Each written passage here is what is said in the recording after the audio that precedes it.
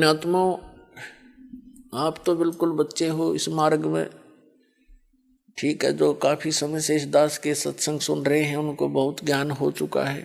क्योंकि हम जैसे पहले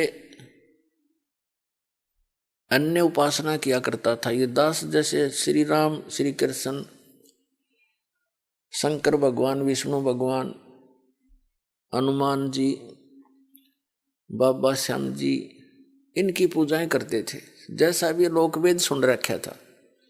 और उनके करते करते भी हमें बहुत से लाभ होया करते। और हम यही सोचा करते थे कि ये भगवान श्री कृष्ण, भगवान श्री राम, विष्णु, शंकर भगवान, हनुमान जी, श्याम जी, ये हमें ये सुख दे रहे हैं।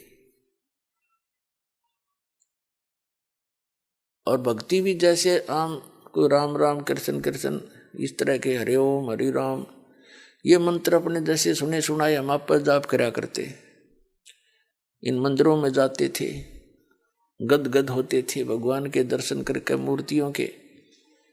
और फिर भी हमें बहुत से लाभ होते थे, बहुत से संकट ऐसे टले हैं न सोच भी नहीं सकते पहले भी।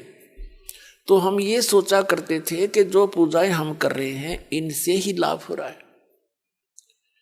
अब इस परमात्मा की तत्व ज्ञान रूपी रोशनी में अब दिखाई दिया कि नहीं, वो हमारा केवल प्रारब्ध ही चल रहा था और वो परमात्मा पूर्ण ब्रह्म कबीर साहब ही हमें सब कुछ कर रहा था, फिर भी वो साथी था हमारे।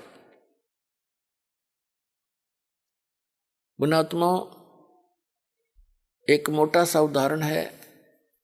कहते हैं सौ छल छिद्र मैं करूं अपने जन के काज। जैसे आपने द्रौपदी का उदाहरण सुना होगा। आपने केवल इतना सुन रखा है कि द्रौपदी का चीर बढ़ा दिया श्री कृष्ण जी ने।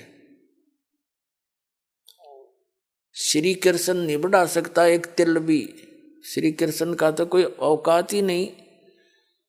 कहते मासा घटे ना तिल बढ़े, विद ना लिखे जो लेख।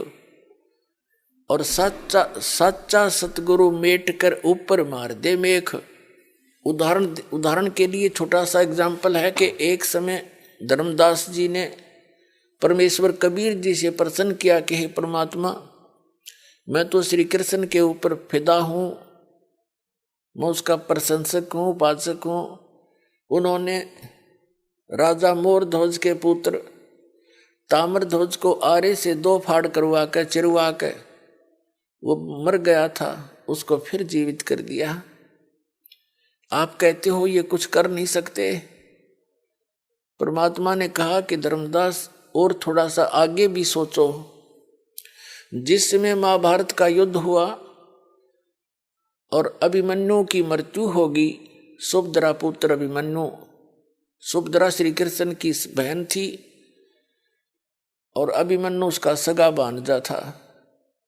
सुभद्रा रो रही थी,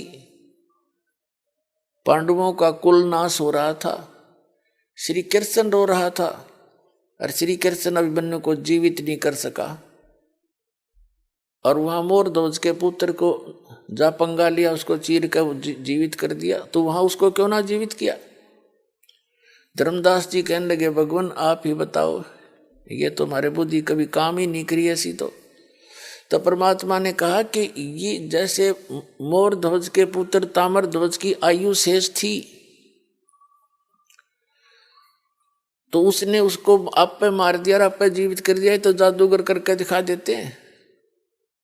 लेकिन अभिमन्यु को क्यों नहीं जीवित कर सका? क्योंकि उसकी आयु शेष नहीं थी, ये एक श्वास भी नहीं बढ़ा सकते।